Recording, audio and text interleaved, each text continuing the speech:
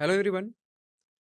तो आज की क्लास में हम प्रोबेबिलिटी के क्वेश्चन को प्रैक्टिस करेंगे। हमारा मेन फोकस होगा इनके क्वेश्चन को समझना कि हम कैसे प्रोबेबिलिटी क्वेश्चन को पढ़ना होता है, कैसे हमें ये पता करना होता है उसमें रैंडम एक्सपेरिमेंट क्या है, फिर सैंपल स्पेस क्या है, और फिर किस इवेंट की प्रोबेबिलिटी पूछ रही है, या फिर अगर स्टेटमेंट में कुछ लिखा हुआ है तो स्टेटमेंट वाले जो क्वेश्चन होते हैं, अगर वर्डिंग्स में कुछ कंडीशन दिए हुए हों तो उसको हम कैसे सेट के ऑपरेशन का यूज करके उसको सेट के ऑपरेशन के फॉर्म में लिख पाए। जैसे अगर बोथ के बारे में बोल रहा है, साइमल्टेनियसली इवेंट के बारे में बात कर रहा हो, एटलीस्ट इवेंट के बारे में बात कर रहा हो, तो इन इवेंट्स को कैसे हम यूनियन इंटरसेक्शन का यूज करके लिख सकते हैं, हम ये भी देखेंगे। और स्टार्टिंग में हम कुछ कॉन्सेप्ट को समराइज भी करेंगे। प्रोबेबिलिटी के कुछ कॉन्सेप्ट है, उसको देखते हैं नॉर्मल।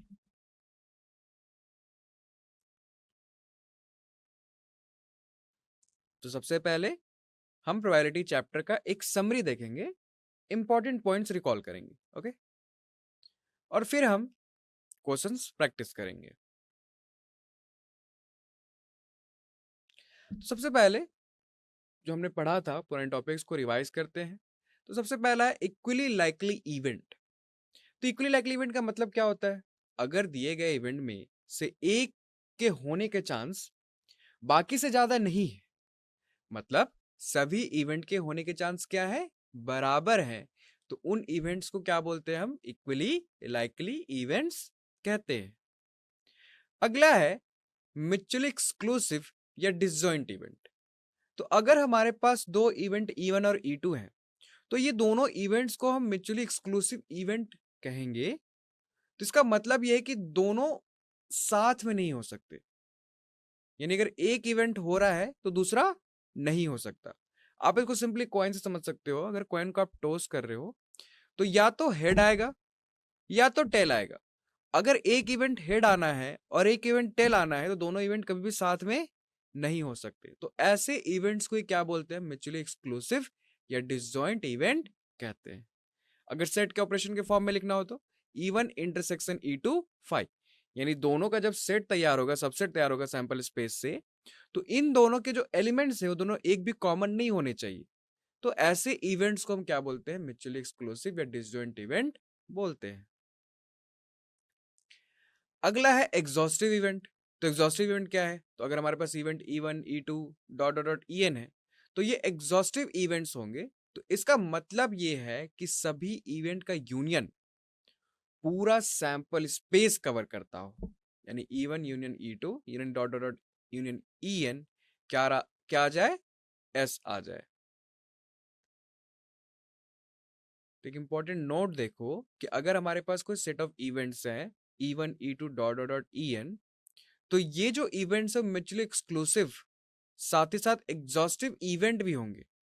अगर पहला डिसजॉइंट वाली कंडीशन देख लो कि EI इंटरसेक्शन EJ फाई हो, सारे I not equal to J से, तो इससे डिसजॉइंट वाली कंडीशन आ जाएगी, तो म्यूचुअली एक्सक्लूसिव हो जाएगा। और दूसरा, अगर इनका यूनियन पूरा पूरा सैंपल स्पेस बनाता हो तो इससे आ जाएगी एग्जॉस्टिव इवेंट की कंडीशन। तो कोई set of events mutually exclusive as well as exhaustive events भी हो सकते हैं। प्रोबेबिलिटी की कुछ प्रॉपर्टीज। पहला ये कि कभी भी जो प्रोबेबिलिटी की वैल्यू निकालते हैं हम किसी इवेंट के लिए, तो वो हमेशा 0 से बड़ा या बराबर और 1 से कम या बराबर रहता है। मतलब इसका वैल्यू कभी भी 1 से बड़ा नहीं आएगा प्रोबेबिलिटी का वैल्यू, और 0 से छोटा भी नहीं आएगा। तो ना तो नेगेटिव आएगा ना 1 से बड़ा आएगा। दूसरा प्रॉपर्टी ये है कि अगर हम सैंपल स्पेस पूरे के पूरे सैंपल स्पेस की प्रोबेबिलिटी देखें तो उसकी प्रोबेबिलिटी क्या होगी? क्लियरली 1 होगा, हमेशा 1 होता है, मतलब कुछ ना कुछ तो होगा ही। और प्रोबेबिलिटी ऑफ फाई, वो क्या आएगा? 0 आएगा। यानी एम्प्टी सेट की प्रोबेबिलिटी क्या होती है? 0 होती है।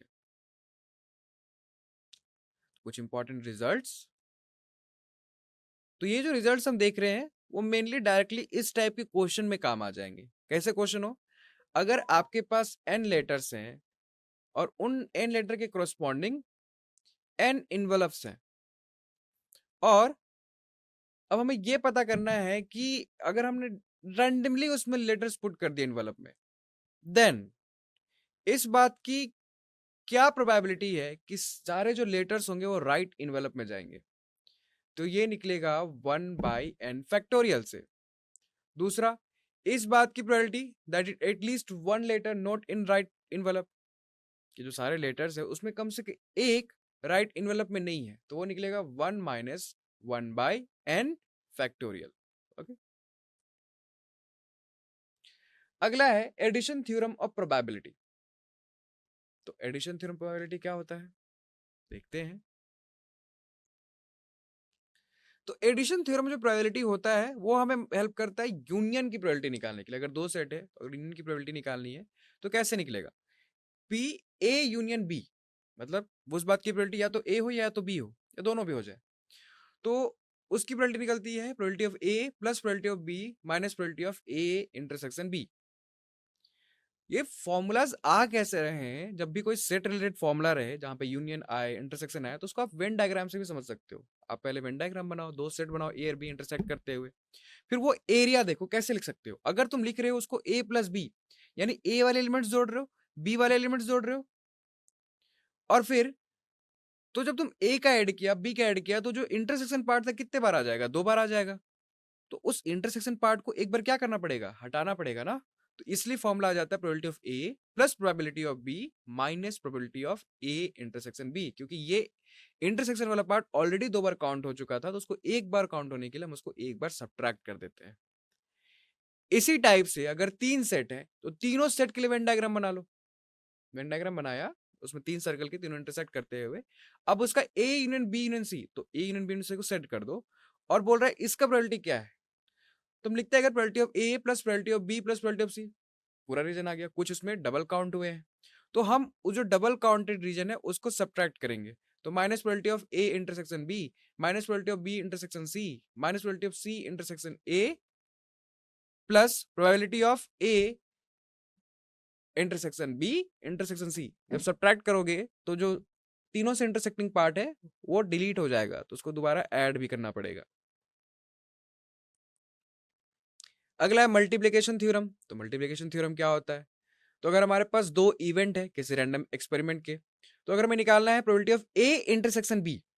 अब दो इवेंट है, मान लो सीक्वेंस में हो रहे हैं कि ए पहले हुआ देन बी हुआ, तो इसकी प्रोबेबिलिटी कैसे निकलेगी? दोनों इवेंट की प्रोबेबिलिटी निकालनी है, ध्यान दो, बोथ।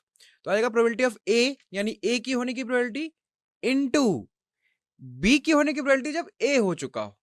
अब मान लो बी पहले हो रहा है, तो क्या हो जाएगा? Probability of B into probability of A given B, मतलब ए की होने की प्रोबेबिलिटी जब बी हो चुका हो। इसको क्या बोलते हैं? कंडीशनल प्रोबेबिलिटी बोलते हैं। इसमें प्रोवाइड करना पड़ेगा आपको कि probability of A not equal to zero हो, probability of B not equal to zero, ताकि कंडीशनल प्रोबेबिलिटी डिफाइन हो सके। अगला है इंडिपेंडेंट इवेंट। नाम से क्लियर है कैसे इवेंट? वो इवेंट होते हैं जो एक दूसरे पर डिपेंड नहीं करते हैं, यानी एक के होने से दूसरे के होने पे कोई फर्क नहीं पड़ता है।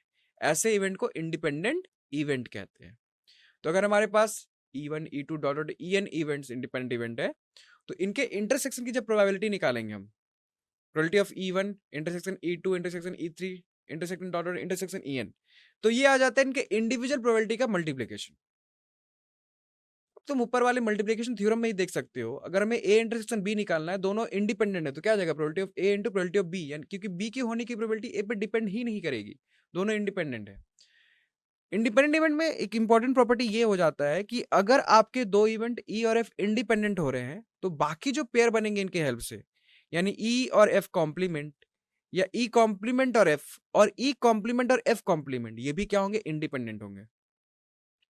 यानी अगर आपको दे दिया कि दो इवेंट ई और एफ इंडिपेंडेंट है और दोनों की प्रोबेबिलिटी पता है आपको, तो फिर किसी भी पेयर की प्रोबेबिलिटी आप आसानी से क्या कर सकते हो? निकाल सकते हो, क्योंकि कॉम्प्लीमेंट की भी हमारे पास एक फॉर्मूला है प्रोबेबिलिटी निकालने के लिए। अगर ए की प्रोबेबिलिटी पता है तो ए कॉम्प्लीमेंट की प्रोबेबिलिटी क्या हो जाएगी? 1 माइनस ए की प्रोबेबिलिटी। अगला है टोटल प्रोबेबिलिटी थ्योरम।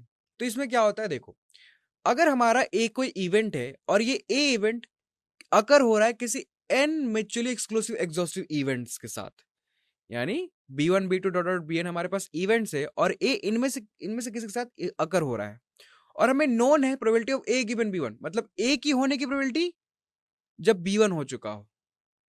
ए की होने की प्रोबेबिलिटी जब B2 हो चुका हो, डॉट डॉट डॉट ए की होने की प्रोबेबिलिटी जब BN हो चुका है, ये हमें नोन है। तब अगर हमें निकालना है कि अब बताओ कि ए की क्या प्रोबेबिलिटी है, तो ये कैसे निकलेगा? ये निकलेगा summation i is equal to 1 to n probability of BI into probability of A given BI। मतलब जब BI हो चुका था तब ए की होने की क्या प्रोबेबिलिटी थी। इस तरीके से आप प्रोबेबिलिटी ऑफ ए निकाल सकते हो। अगला है बेस थ्योरम। तो बेस थ्योरम क्या होता है?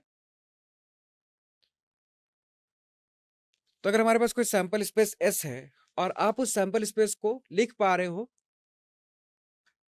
n non empty disjoint subsets के हेल्प से, जो म्यूचुअली एक्सक्लूसिव और एग्जॉस्टिव इवेंट्स हैं, तो हमारे पास A1 A2 dot dot dot n sets हैं और हम इसके यूनियन के तौर पर सैंपल स्पेस लिख पा रहे हैं।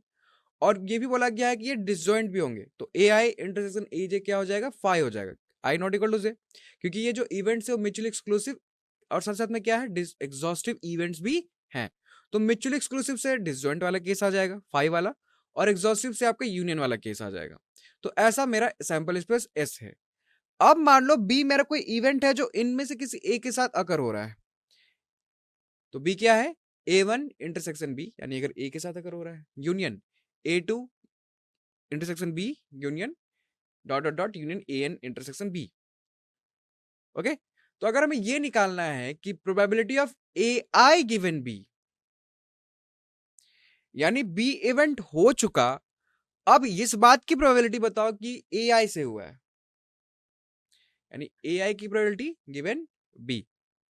ओके, तो कंडीशनल प्रोबेबिलिटी का फॉर्मूला लगा दो, probability of AI intersection B by probability of B equal to, तो ऊपर वाले की प्रोबेबिलिटी क्या आ जाएगी मल्टीप्लिकेशन थ्योरम से? Probability of AI into probability of B given AI, मतलब AI की प्रोबेबिलिटी और फिर B की प्रोबेबिलिटी जब AI से हुआ हो, बाय, अब प्रोबेबिलिटी ऑफ B निकालना है तो टोटल टोटल प्रोबेबिलिटी थ्योरम लगा दो, तो इससे आ जाएगा summation I is equal to 1 to n probability of AI into probability of B given AI।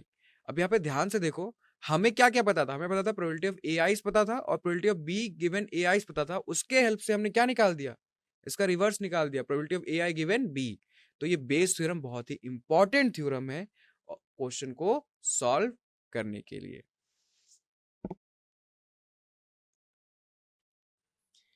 अब आ जाओ एक कॉन्सेप्ट पे जिसको हम रिकॉल कर, उसका नाम है रैंडम वेरिएबल। तो रैंडम वेरिएबल क्या होता है? तो रैंडम वेरिएबल एक रियल वैल्यूड फंक्शन होता है। अब फंक्शन है तो डोमेन होगा, रेंज होगा।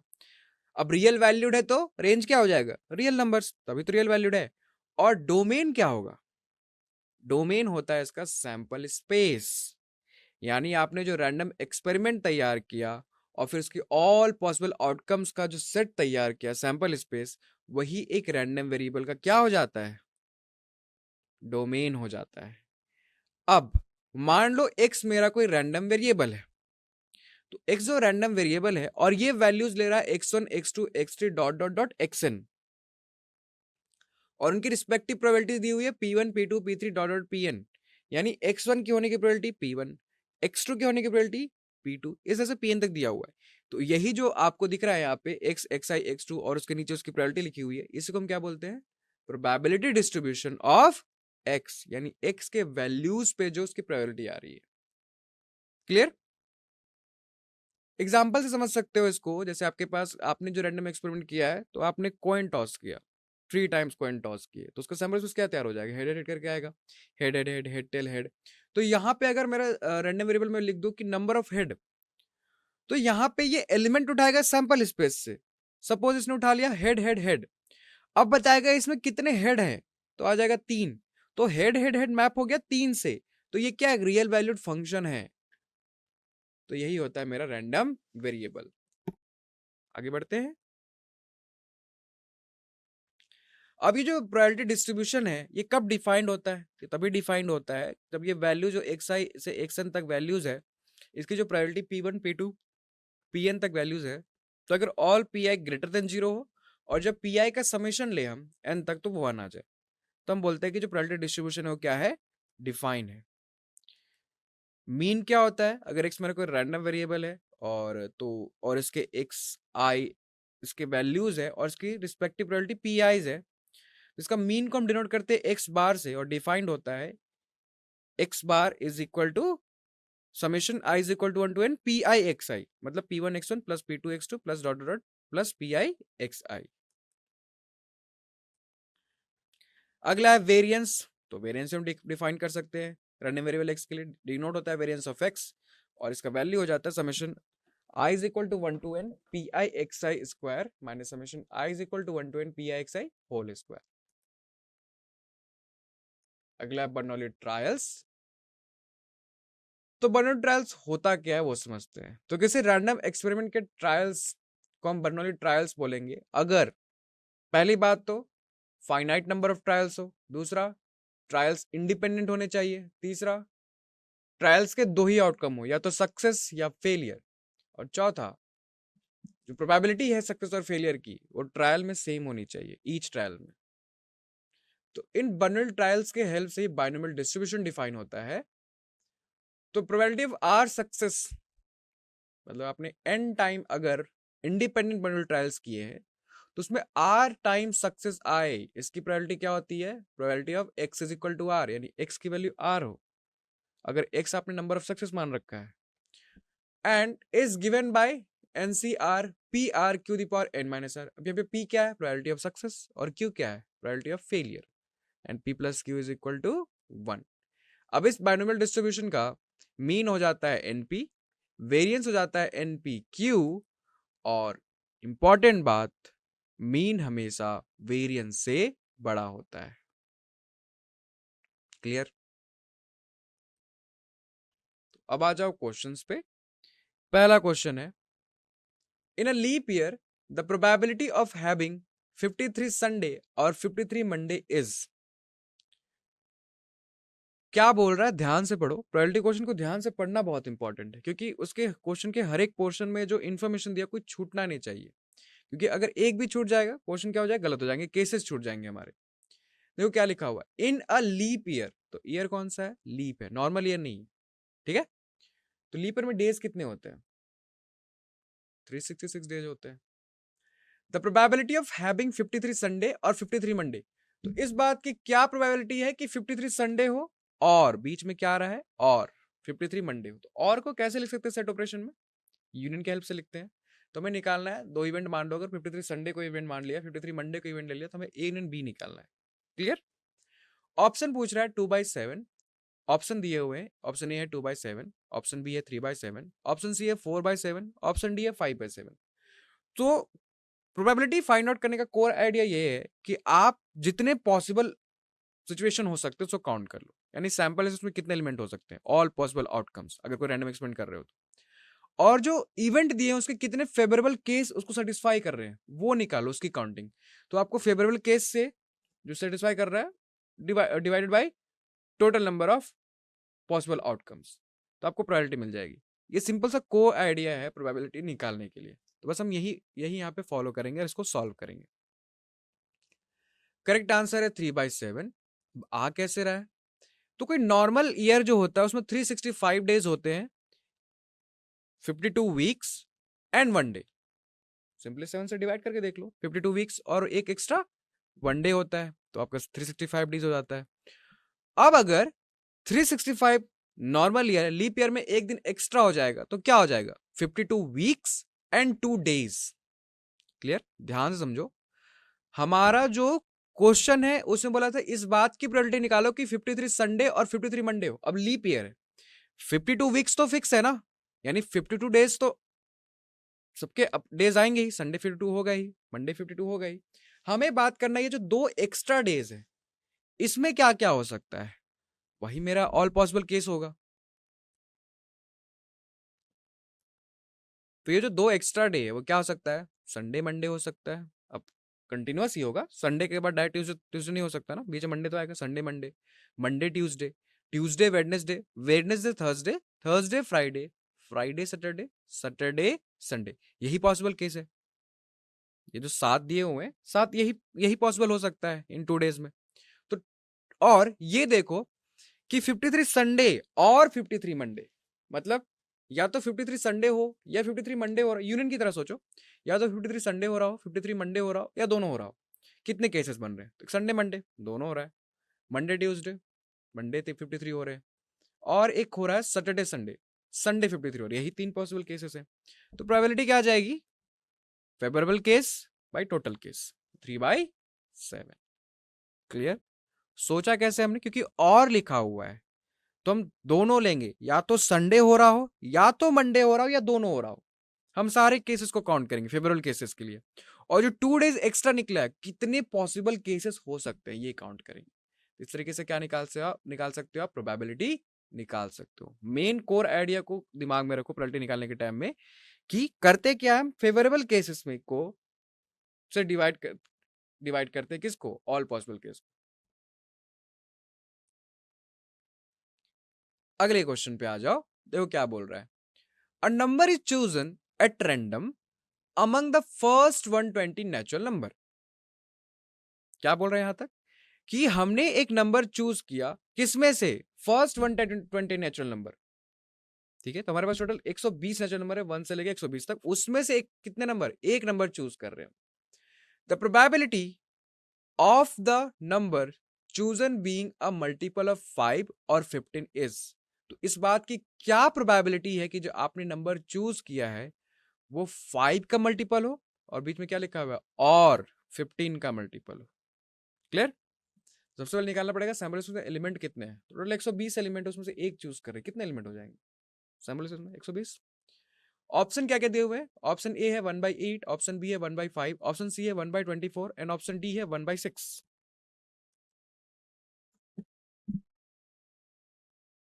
तो करेक्ट आंसर है ऑप्शन बी, 1/5। तो फॉर्मूला एंड की पॉइंट्स देखो। पहला है, हम एलिमेंट काउंट कैसे करते हैं यूनियन में। तो अगर दो सेट है ए और बी, और ए यूनियन बी, तो हमें उसके नंबर ऑफ एलिमेंट काउंट करने हैं। तो number of element in A union B हो जाएगा number of element in A plus number of element in B minus number of element in A intersection B हो जाएगा। क्लियर? और probability निकालने का तरीका सिंपल, अगर ए की प्रोबेबिलिटी चाहिए तो number of element in A by number of element in S. अब देखो हमारे पास टोटल 120 नंबर है। ठीक है, अब हमें इस बात की प्रोबेबिलिटी निकालनी कि जो नंबर इसमें से हम चूज कर रहे हैं वो 5 और 15 का मल्टीपल हो।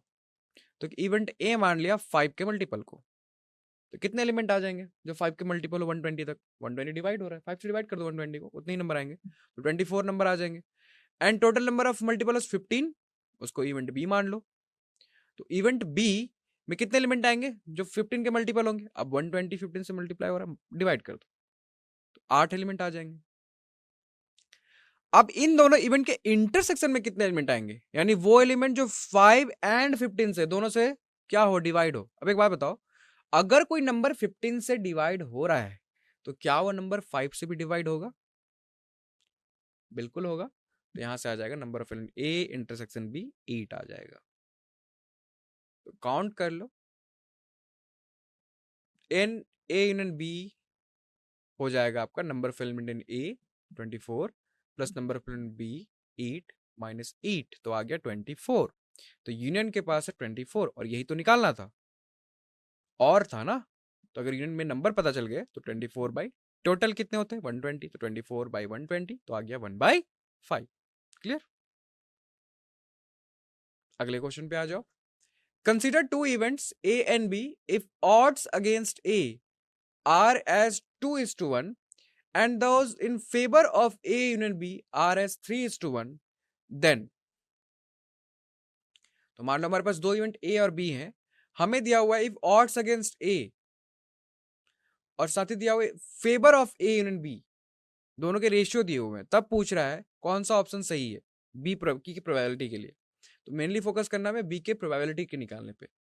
तो बोल रहा है कि ये वैल्यू जो पहला ऑप्शन है कि probability of B is lies between 1/2 and 3/4 included, 1/2 and 3/4 included, and second है कि probability of B is greater than equal to 5/12 and less than equal to 3/4, and C part है कि probability of B is greater than equal to 1/4 and less than equal to 3/5, and option D है none of these.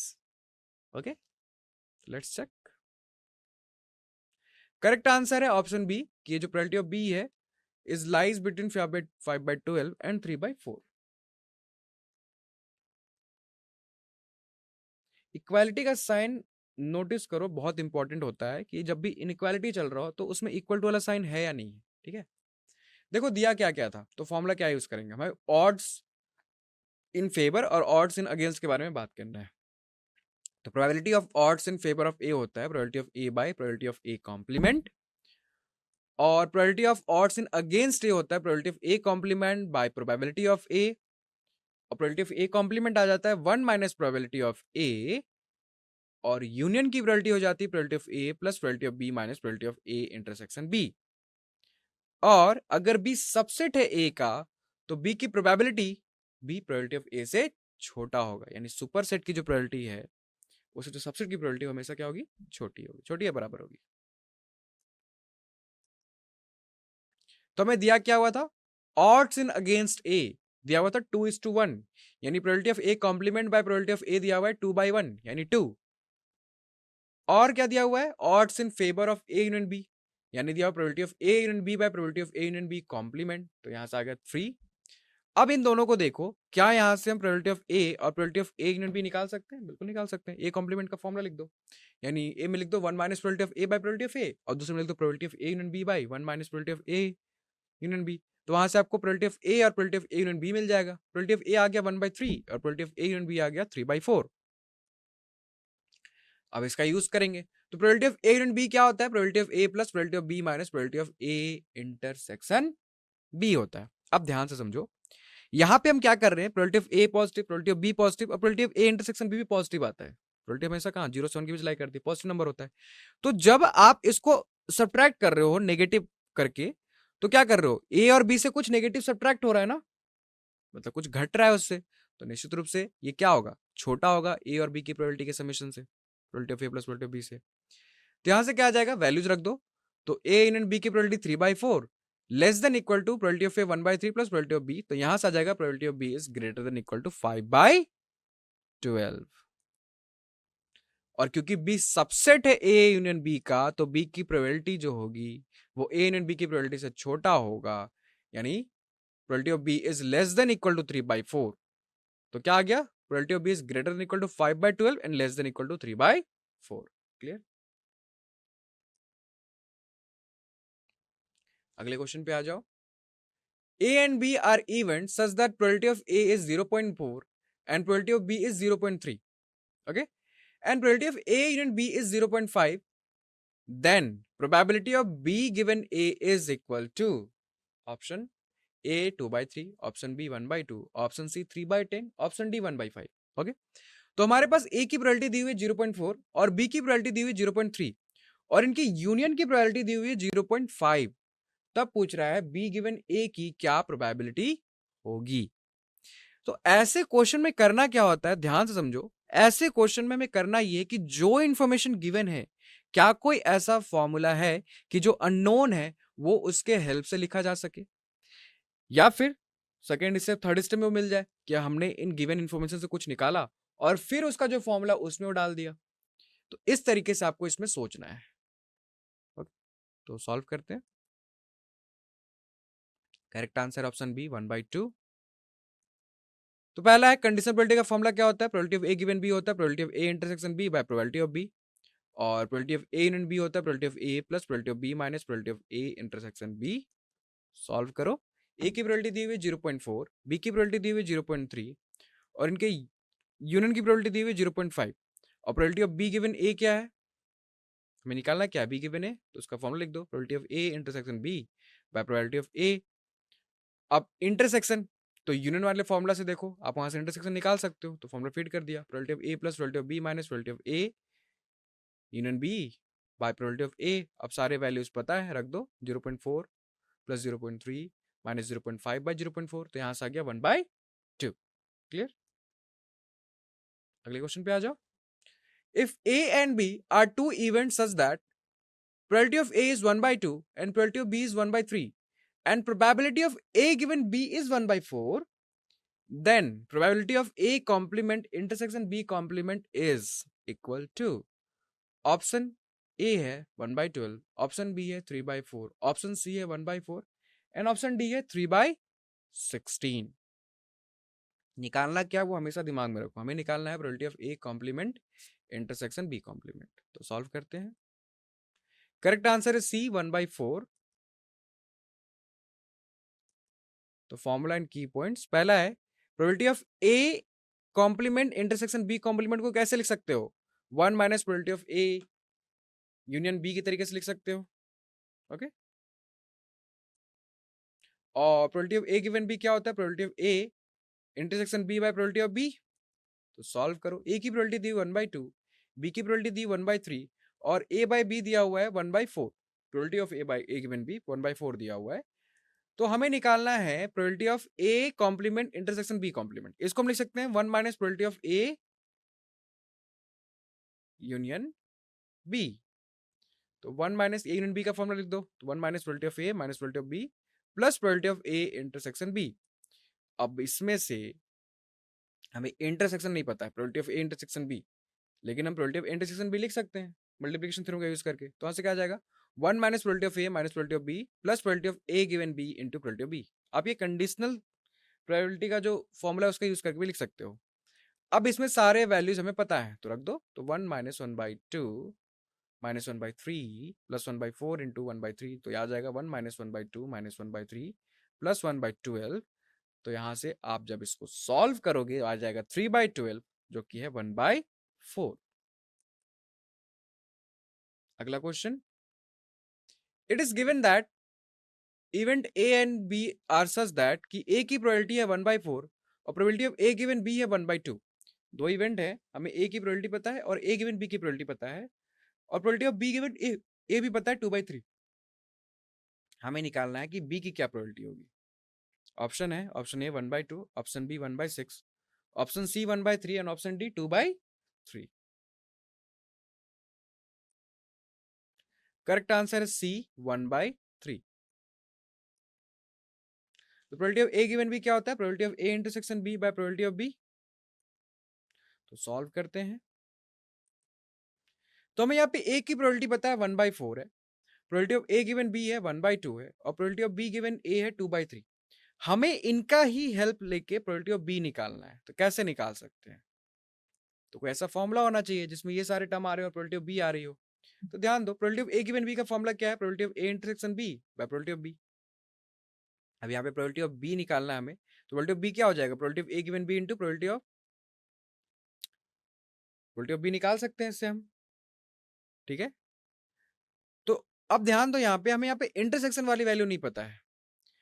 उसी तरीके से दूसरी formula देखो, probability of B given A is equal to probability of B intersection A by probability of A. तो यहाँ पे भी इंटरसेक्शन की वैल्यू नहीं पता है, तो क्या ये इन दोनों से इंटरसेक्शन हटा सकते हैं हम? बिल्कुल हटा सकते हैं, दोनों का यूज करके इंटरसेक्शन ही हटा देंगे, सिर्फ वही वैल्यू रह जाएंगे जो हमें पता है। तो प्रोबेबिलिटी ऑफ बी हो जाएगा probability of B given A into probability of A by probability of A given B. यानी इंटरसेक्शन की वैल्यू निकालिए सेकंड वाले से, तो प्रोबेबिलिटी ऑफ बी इंटरसेक्शन आ जाएगा probability of B given A into probability of A, उसको वहां फीड कर दिया फर्स्ट वाले पे, तो वहां से आ गया probability of B is equal to probability of B given A into probability of A by probability of A given B. अब जो वैल्यूज पता है सारे के सारे फीड कर दो, 2/3 इंटू 1/4 बाय 1/2 आ जाएगा 1/3। अगले क्वेश्चन पे आ जाओ। तो let A and B be two events such that probability of A is 0.6 and probability of B is 0.2 and probability of A given B is 0.5, then probability of A complement given B complement equals। तो यहाँ पे दिया क्या क्या, दो event है और A की प्रोबेबिलिटी है 0.6 और B की प्रोबेबिलिटी है 0.2 और साथ ही साथ probability of A given B है 0.5। ओके, हमें निकालना है probability of A complement given B complement equals. Option A 1/10, option B 3/10, option C 3/8 and option D 6/7। Correct answer है सी 3/8।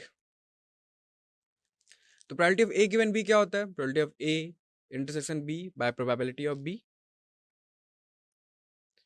और हमें probability of A complement intersection B complement क्या लिख सकते हैं, 1 minus probability of A union B and probability of A complement is equal to 1 minus probability of A.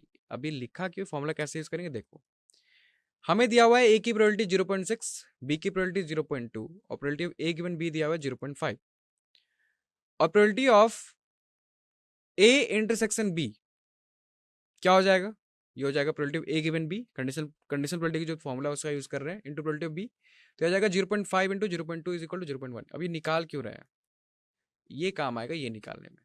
Probability of A complement given B complement क्या हो जाएगा, जब हम conditional probability का फॉर्मूला लगाएंगे तो हो जाएगा probability of A complement intersection B complement by probability of B complement. तो ये इक्वल आ जाएगा probability of A union B का whole complement by probability of B complement. पता है हमें सेट थ्योरी से। तो कॉम्प्लीमेंट आ गया तो इसकी प्रोबेबिलिटी क्या हो जाएगी, 1 minus probability of A union B, और बी कॉम्प्लीमेंट की प्रोबेबिलिटी क्या हो जाएगी, 1 माइनस प्रोबेबिलिटी ऑफ बी। तो अब यहाँ पे यूनियन का फॉर्मूला लगा दो, तो 1 minus probability of B minus probability of B plus probability of A intersection B by probability of B क्या दिया हुआ है 0.2, तो रख दो 1 माइनस 0.2। अब सारे वैल्यूज हमें नोन है, सब फीड कर दो यहाँ पे, तो आपकी वैल्यू आ जाएगी 3/8। क्लियर। अगले क्वेश्चन पे आ जाओ। If two events A and B are such that probability of A complement is 0.3 and probability of B is 0.4 and probability of A intersection B complement is 0.5, then probability of B given A union B complement is equal to। तो हमें यहाँ पे दो event A और B हैं, A complement की probability है 0.3 और B की प्रोबेबिलिटी है 0.4 और A इंटरसेक्शन B कॉम्प्लीमेंट की प्रोबेबिलिटी है 0.5। देन हमें निकालना है probability of B given A union B complement. Option है 1/4, ऑप्शन बी है 1/5, ऑप्शन सी है 3/5 एंड ऑप्शन डी है 2/5। सॉल्व करते हैं, आ जाओ। करेक्ट आंसर है ऑप्शन ए 1/4। तो probability of A given B क्या होता है, probability of A given B होता है probability of A intersection B by probability of B होता है, और probability of A union B क्या होता है, probability of A plus probability of B minus probability of A intersection B. Okay. अगला formula है कि आप प्रोबेबिलिटी ऑफ ए को कैसे लिख सकते हो, हम लिख सकते हैं कि बी के साथ हो रहा हो probability of A intersection B और बी कॉम्प्लीमेंट के साथ plus probability of A intersection B complement, तो आपको ए की प्रोबेबिलिटी मिल जाएगी। Clear. And probability of A complement जानते हैं 1 माइनस प्रोबेबिलिटी ऑफ ए होता है, तो इन्हीं फॉर्मूला का यूज करेंगे इसको सॉल्व करने के लिए। देखो हमें निकालना है क्या, हमें निकालना है probability of B given A union B complement. तो कंडीशनल प्रोबेबिलिटी की फॉर्मूला लगाएंगे तो क्या आ जाएगा, probability of B intersection A union B complement by probability of A union B complement. तो ऊपर डिस्ट्रीब्यूट कर दोगे तो क्या आ जाएगा, probability of B intersection A union B intersection B complement जो कि 5 होता है, तो बचेगा क्या, सिर्फ probability of A intersection B. नीचे क्या आ जाएगा, यूनियन का फॉर्मूला लगा दिया, probability of A plus probability of B complement minus probability of A intersection B complement. अब यहाँ पे हम लिख सकते हैं ना probability of A intersection B को थर्ड वाला फॉर्मूला यूज करके, probability of A minus probability of A intersection B complement. अब सारे वैल्यूज पता है, फीड कर दो, तो आ जाएगा 0.7 माइनस 0.5 बाई 0.8, तो यहाँ से आ जाएगा 1/4। अगला क्वेश्चन देखो, if C and D are two events such that C is subset of D and probability of D is not equal to 0, then the correct statement among the following is। तो यहाँ पे C और D मेरे दो event है और C मेरा D का सबसेट है। क्लियर। और ये भी बोल रहा है कि D की प्रोबेबिलिटी नॉट इक्वल टू 0 है, तो पूछ रहा कौन सा स्टेटमेंट सही है। पहला है probability of C given D is greater than equal to probability of C। Option B है probability of C given D is less than probability of C। Option C है probability of C given D is equal to probability of D by probability of C। And option D है probability of C given D is equal to probability of C by 1। Check करते हैं, तो correct answer है option A की probability of C given D is greater than equal to probability of C। सबसे पहले formula देखो कौन से फॉर्मूला का हम यहाँ पे यूज करेंगे। तो पहला है कि probability of A given B हो जाता है probability of A intersection B by probability of B, पता है हमें ये। दूसरा है कि अगर सी डी का सबसेट है तो सेट थ्योरी लगाओ सिंपली, अगर सी डी का सबसेट है तो इनका इंटरसेक्शन क्या आ जाएगा, सी आ जाएगा, सी छोटा है सी उसके अंदर है तो वही इंटरसेक्शन आ जाएगा, तो probability of C intersection D बराबर हो जाएगा प्रोबेबिलिटी ऑफ सी के। यही फॉर्मूला का यूज करेंगे इस क्वेश्चन को सॉल्व करने के लिए। अब देखो हमें इनइक्वालिटी वाला जो ऑप्शन है उसमें सी गिवन डी के बारे में पूछ रहा है, तो निकाल देते हैं सी गिवन डी। तो probability of C given D क्या हो जाएगा, probability of C intersection D by probability of D. अब सी दिया हुआ है डी का सबसेट, तो probability of C intersection D क्या आ जाएगा, प्रोबेबिलिटी ऑफ सी आ जाएगा, तो ये आ जाएगा probability of C by probability of D. तो इसको मान लो इक्वेशन नंबर 1। दूसरा है सी डी का सबसेट है, तो probability of C intersection D आ जाएगा प्रोबेबिलिटी ऑफ सी आ जाएगा। अब डी दिया हुआ है कि डी की प्रोबेबिलिटी नॉट इक्वल टू 0 है, तो सिंपल क्या होगा, जब नॉट इक्वल टू 0 है तो लेस देन इक्वल टू 1 होगा। जब प्रोबेबिलिटी की प्रॉपर्टी से जानते हैं कि इसकी वैल्यू 0 और 1 के बीच लाई करती है, जो 1 बाई प्रोबेबिलिटी ऑफ डी आ जाएगा वो ग्रेटर देन इक्वल टू 1 हो जाएगा, यानी probability of C by probability of D greater than equal to probability of C हो गया इक्वेशन 2। तो इक्वेशन 1 एंड 2 से हमें क्या मिल जाएगा कि probability of C given D हो जाएगा probability of C by probability of D greater than equal to probability of C. अगला question, let E and F be two independent events, यानी ई और एफ दो क्या है मेरे इंडिपेंडेंट इवेंट्स है, सच that probability of E is greater than probability of F. The probability that both E and F happen is 1 by 12 and the probability that neither E nor F happen is 1 by 2. Then तो यहां पे हमें E और F की probability पूछ रहा है, और दिया क्या क्या वो ध्यान से देखो। पहला बोल रहा है कि E और F दोनों इंडिपेंडेंट इवेंट है, यानी इनके इंटरसेक्शन की प्रोबेबिलिटी क्या आ जाएगी, probability of E into probability of F। दूसरा कंडीशन ये है कि E की probability greater than probability of F है, यानी E की प्रोबेबिलिटी में से बड़ी होनी चाहिए। दूसरा दिया हुआ है the probability that both E and F happen is 1 by 12। अब यहाँ पे जो प्रोबेबिलिटी है वर्डिंग में दिए हुए हैं, वर्डिंग्स में हमें इसे सेट के हेल्प से लिखना पड़ेगा।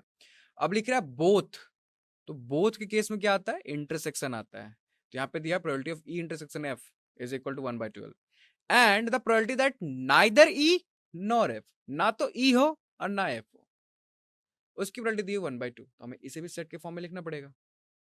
ओके, और तब बताना इसमें से कौन सा ऑप्शन सही है।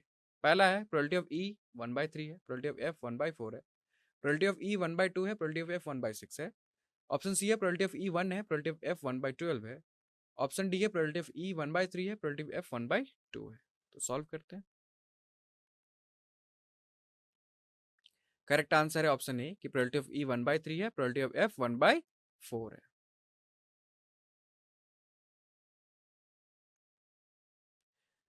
तो अगर दो इवेंट इंडिपेंडेंट होते हैं, अगर ए और बी इंडिपेंडेंट है, तो उनका इंटरसेक्शन की प्रोबेबिलिटी क्या हो जाती है, इंडिविजुअल प्रोबेबिलिटी का product, probability of A into probability of B, और प्रोबेबिलिटी ऑफ ए बराबर होता है 1 minus probability of A complement. तो सॉल्यूशन देख, सबसे पहले दिया हुआ था the probability that both E and F happen is 1 by 12, यानी probability of E intersection F is 1 by 12। अब क्योंकि दोनों इंडिपेंडेंट है तो probability of E into probability of F is 1 by 12, तो ये आ गया इक्वेशन 1। तो इसको देख लो कंडीशन की तरह कि ई और एफ का कंडीशन है ये कि दोनों की जो प्रोबेबिलिटी है उसको मल्टीप्लाई करने पे क्या आना चाहिए, 1 by 12 आना चाहिए। तो ये जो कंडीशन आ रहे हैं उससे ऑप्शन डिस्कार्ड होंगे, जो ऑप्शन सारे कंडीशन फुलफिल करेगा वही सही होगा। लास्ट वाला ऑप्शन देखो, प्रोबेबिलिटी ऑफ ई 1 by 3 है, प्रोबेबिलिटी ऑफ एफ 1 by 2 है, मल्टीप्लाई करके क्या आ जाएगा 1 by 6 आना चाहिए, क्या 1 by 12। बाकी ऑप्शन अभी भी सेटिस्फाई कर रहे हैं, तो डी नहीं होगा कंफर्म। दूसरा दिया हुआ था कि प्रोबेबिलिटी दैट नाइदर ई, ना तो ई कॉम्प्लीमेंट नॉर एफ, ना तो एफ कॉम्प्लीमेंट, यानी E complement intersection F complement दिया हुआ है 1 by 2। अब एक बात याद करो कि अगर ई और एफ इंडिपेंडेंट होते थे तो बाकी जो पेयर बनते थे इनके हेल्प से, ई कॉम्प्लीमेंट एफ कॉम्प्लीमेंट, या फिर ई कॉम्प्लीमेंट एफ, या फिर एफ कॉम्प्लीमेंट, ये सारे भी क्या होते थे, इंडिपेंडेंट होते थे। तो क्या आ जाएगा probability of E complement into probability of F complement, तो आ गया 1 by 2 आ गया। अब ई कॉम्प्लीमेंट की प्रोबेबिलिटी पता है, इसको प्रोबेबिलिटी ऑफ ई के फॉर्म में कैसे लिख सकते हैं, तो लिख दो formula 1 minus probability of E into 1 minus probability of F is equal to 1 by 2। Solve करो, आ जाएगा 1 minus probability of F minus probability of E plus probability of E into probability of F आ गया 1 by 2। Equation 2 मान लो। हमारे पास probability of E into probability F की वैल्यू है जो कि 1/12 इक्वेशन 1 से, तो इक्वेशन 1 से इक्वेशन 2 पे डाल दो, तो यहाँ से आ जाएगा 1 minus probability of E minus probability of F plus 1/12 is equal to 1/2।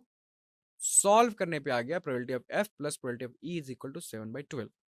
तो अब क्या आ गया एक और कंडीशन कि दोनों को जोड़ने पे 7/12 आना चाहिए, प्रोडक्ट करने पे 1/12, दोनों को जोड़ने पे 7/12, और एक और कंडीशन ये है कि ई की प्रोबेबिलिटी एफ से बड़ी होनी चाहिए। तो जब सारे ऑप्शन को करेक्ट कर देंगे, देखें कौन सा ऑप्शन सेटिस्फाई कर रहा है इन सारे कंडीशन को, तो आपको आ जाएगा ई की प्रोबेबिलिटी 1/3 हो और एफ की प्रोबेबिलिटी 1/4, ये ऑप्शन सेटिस्फाई कर रहा है। तो करेक्ट आंसर है option A. Next question, an unbiased coin is tossed. If the result is a head, a pair of unbiased dice is rolled, and the sum of the number obtained is noted. If the result is a tail, a card from a well shuffled pack of 11 card number 2, 3, 4, dot 12 is picked and the number on the card is noted. The probability that the noted number is either 7 or 8 is. तो यहाँ पे ध्यान से देखो क्या बोल रहा है। पहले क्वेश्चन में लिखा हुआ है an unbiased coin is tossed, तो एक कॉइन लिया उसको हमने टॉस कर दिया। अब क्या आ सकता है, हेड आ सकता है, टेल आ सकता है। फिर बोल रहा है अगर हेड आ रहा है तो उसके बाद पेयर ऑफ अनबाइस्ड डाइस को रोल करो। दो डाइस लिए उसको फेंक दिया, उसमें क्या क्या आ सकते हैं, टोटल 36 आउटकम्स आ सकते हैं, 1 1 1 2 1 3 करके 6 6 तक। फिर बोल रहा है उसमें जो नंबर आ रहा है उसको नोट कर लो, दो डाई फेंक के उसमें, ठीक है। दूसरा केस जब टेल आया होगा, जब टेल आएगा तो आपके पास एक वेल सफल्ड पैक है 11 कार्ड्स का जिसमें नंबर नोटेड है 2 से लेकर 12 तक, उसमें से एक कार्ड निकालो और उसका नंबर नोट करो। ओके, अब पूछ रहा है, ये तो मेरा हो गया रैंडम एक्सपेरिमेंट, इसके हम सैंपल स्पेस तैयार करेंगे। फिर पूछ रहा है इस बात की प्रोबेबिलिटी, अब event that the noted number is either 7 और 8। क्लियर? तो प्रोबेबिलिटी का कोर आइडिया दिमाग में रखो कैसे निकालते हैं, उससे आराम से सॉल्व हो जाएगा। ऑप्शन ए है 192/401, ऑप्शन बी है 193/401, ऑप्शन सी है 193/792 एंड ऑप्शन डी है 17/75। करेक्ट आंसर है सी 193/792। तो मेरे ए और बी दो इवेंट्स हैं, तो probability of A and B क्या हो जाएगा, probability of A into probability of B for independent events. और अगर डिसजॉइंट इवेंट है तो ए और बी की प्रोबेबिलिटी क्या हो जाती है, probability of A plus probability of B. ध्यान से देखो, अगर इंडिपेंडेंट इवेंट हुआ तो इंटरसेक्शन की probability probability of A into probability of B, और डिसजॉइंट इवेंट हुए तो यूनियन की probability probability of A plus probability of B. Important formula है ये। अब आ जाओ क्वेश्चन पे, क्या बोल रहा था कि हमें इस बात की प्रोबेबिलिटी निकालने की जो नोटेड नंबर है वो 7 और 8 हो। अब ये दो तरीके से हो सकते हैं, या तो हेड आया होगा या टेल आया होगा। क्लियर? तो अगर हम हेड वाला केस लेके चले कि हेड आया था, उसके बाद हमने डाइस फेंके, अब बताना है कि 7 नंबर आ रहा हो 8 नंबर नोट किया हो, इसकी क्या प्रोबेबिलिटी। अब 7 आने के कितने तरीके हैं, सोचो। अगर आपके पास दो डाई है तो उन दोनों को जोड़ के 7 आने के कितने तरीके हैं, या तो हो सकते हैं पहले वाले में 1 आ जाए, दूसरे वाले में 6 आ जाए, दूसरे वाले में 2 आ जाए, पहले वाले में 2 आ जाए, दूसरे वाले में 5 आ जाए। उल्टा भी होगा कि पहले वाले में 6 आए, दूसरे में 1 आए, पहले वाले में 5 आए, दूसरे में 2 आए, या फिर 3 और 4 हो, या 4 और 3 हो। तो ऐसे कितने केस बनेंगे, 6 बनेंगे। ठीक है, तो टोटल 6 हो गए, तो 7 आने की प्रोबेबिलिटी 6/36, 6/36। क्लियर? और है यहाँ पे 7 और 8, तो 8 होगा, दोनों डिसजॉइंट इवेंट है। और दूसरा है 8 आने की प्रोबेबिलिटी, तो 8 आने के कितने केसेस बनेंगे, टोटल 36 है, उसमें 8 कितने बार आ सकता है। पहला हो सकता है कि 2 और 6 हो, या फिर 6 और 2 हो, फिर 5 3 हो, 3 5 हो, या 4 4 हो। तो कितने केसेस, 5 बनेंगे। तो आ जाएगा 5/36 यानी 5/36। ऐड करने पे क्या आ गया, 11/36। यानी जब पहला हेड आया उसके बाद 7 और 8 आने की प्रोबेबिलिटी है 11/36। ओके। दूसरा, अगर मान लो टेल आया हो और तब 7 और 8 आने की क्या प्रोबेबिलिटी है, अब टोटल 11 नंबर है, उसमें नंबर ही लिखे हुए हैं। अब 7 या 8, एक एक कार्ड है, तो 2/11 हो गया, 2/11। ठीक है, तो रिक्वायर्ड प्रोबेबिलिटी क्या हो जाएगी, ध्यान से समझो। रिक्वायर्ड प्रोबेबिलिटी, तो केसेस बनेंगे, एक हेड का एक टेल का। तो हेड के लिए पहले कर लेते हैं, तो हेड आने की प्रोबेबिलिटी 1/2। जब हेड आ गया तब 7 और 8 आने की प्रोबेबिलिटी 11/36। मल्टीप्लीकेशन रूल याद करो कैसे निकाल रहे हैं, 1/2 इंटू 11/36। प्लस दोनों डिसजॉइंट इवेंट है, दोनों ऐड होंगे। और केस है कि या तो हेड आया होगा या टेल आया होगा, तो 1/2 इंटू 11/36 प्लस 1/2 इंटू 2/11, तो ऐड कर दो, आपको रिक्वायर्ड आंसर मिल जाएगा 11/72 प्लस 2/22, यानी 193/792। क्लियर। अगला क्वेश्चन है, अ bag contain 3 red and 3 white balls, 2 balls are drawn one by one and the probability that they are of different color is। हमारे पास एक बैग है और बैग में 3 रेड हैं और 3 व्हाइट बॉल हैं, और उसमें से 2 बॉल निकाल रहे हैं हम एक एक करके। Okay, the probability that they are of different colours, तो इस बात की क्या प्रोबेबिलिटी है कि दोनों डिफरेंट कलर के होंगे। अब 3 रेड है, 3 व्हाइट बॉल्स हैं, उसमें से 2 बॉल निकाल रहे एक एक करके, तो हमें इस बात की प्रोबेबिलिटी निकालनी है कि वो डिफरेंट कलर के हो। क्लियर। देखो ऑप्शन दिए हुए हैं, option A 3/10, option B 2/5, option C 3/5 and option D none of this. Correct answer है सी 3/5। कैसे आ रहा है ये?